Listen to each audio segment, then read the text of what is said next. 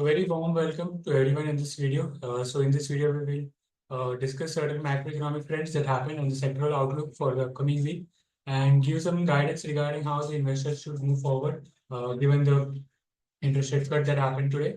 So let me share my screen and we will start with the video.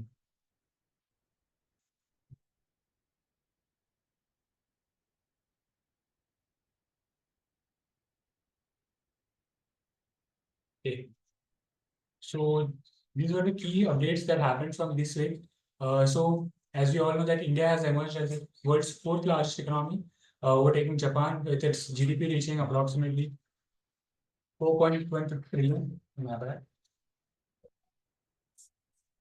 Yeah, 4.187 trillion. So Mr. Niti Aayog's CEO, Mr. Subramaniam, expressed his confidence that India is well on track to become the third largest economy within the next 2 to 3 years, and this India should be able to surpass Germany over the next 2 to 3 years. So it is a very positive news, given India should soon become the third largest world economy. And the next update is that India's economy grew by 7.4% in the January to March quarter. That is a Q4 of FY 2025. This was primarily driven by the manufacturing sectors as well as the construction sectors. The GDP rise was faster than the 6.7% growth that was projected by the analyst and was up from the revised growth rate of 6.4% in the previous quarter.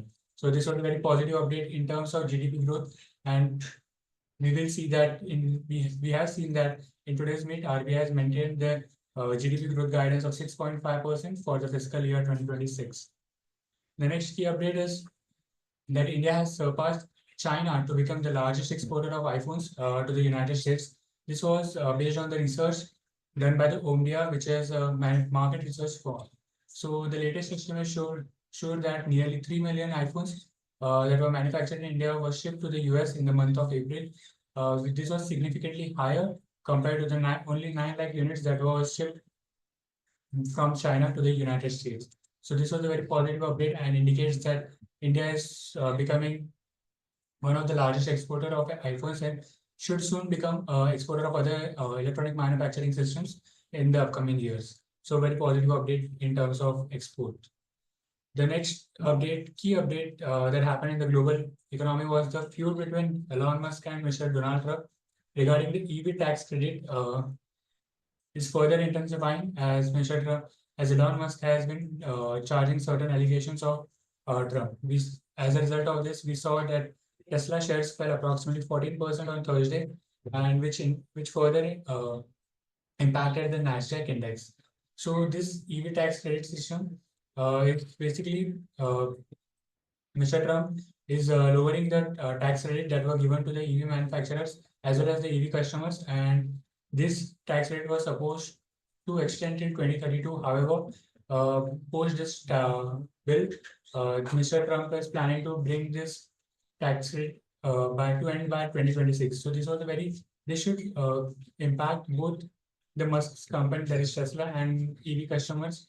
As a result of this, we are seeing this feud between Elon and Mr. Trump. So today, one of the key updates that happened is RBI and its MPC decided to cut down the repo rate by 50 basis points and brought down the repo rate to 5.5%.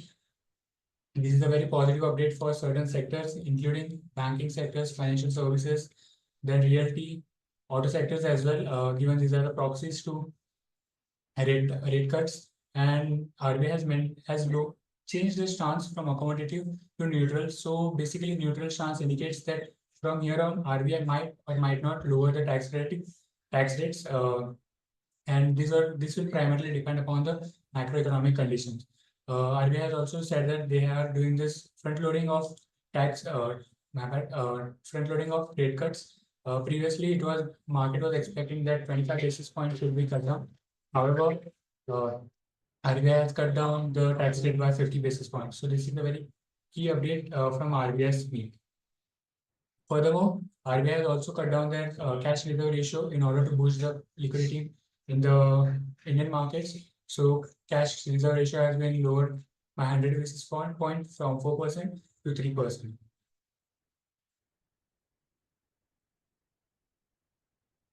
In the next slide, in this slide, we can see that over the years, FIs and DIs strategic shift has been seen. Earlier in between fiscal 2013 to fiscal 2016, FIs were the major market movers. However, over the upcoming years, that is from FI 2017 to FI 2021, we saw a mixed phase as both FIs and DIs contributed toward the change in market conditions in the Indian markets. Moving towards post-COVID era, we saw that mostly DIs are dominating the Indian markets given the increased inflows from the mutual funds and increased participants from the retail participant in the equity markets. As a result of that, we are seeing DIs have been dominating for the past 5 years, that is from FI 2022 to FI 2025. This indicates that FIs are now not the key market movers in the Indian markets, despite that DI have been the key market movers. So moving ahead, so what exactly investors should take from the given market conditions? So despite the likelihood of continued market volatility in the near term from the broader market, however, we believe that this market volatility should continue in the upcoming years, I would say upcoming quarters. So, however, Indian equity still remains compelling during this volatile market, and we saw that today as well that RBI has been lowering the interest rates. So this optimism is continued to underpinned by the supporting macroeconomic factors such as the lower interest rate pressures and growing expectations that India could be among the first nations to finalize a strategic trade agreement with the United States. Such a development would not only boost investor sentiment, but also enhance India's position in the global supply chains. Against this backdrop, our investment approach remains firmly anchored in the long-term fundamentals. We advocate maintaining exposure to high-quality, fundamentally robust companies that have proven business models, strong balance sheet, and consistent earnings visibility.